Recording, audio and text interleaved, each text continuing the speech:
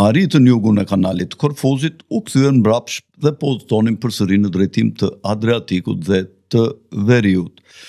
Dhe përballë gjirit të Sarandës, brenda 5 orëve gjatë natës mes 21 dhe 22 tetorit 46, ato bën qilimin e minuar të zonës ku ndodhi kanali incidentit, i cili minat të cilat u vendosën pak a shumë në mënyrë simetrike në një gjërësi ku dijej se do kalonin ditën tjetër, pra duke u gdhirë se datë 21-22 u minuan këto, ku e dinin Jugoslavët që të nesërmen do kalonin Britanikët.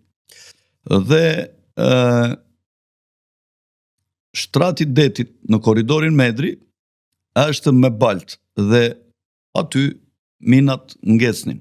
Minat takim shpërtyset, pra që nuk mund të shpërthenin pa u prekur nga anijet.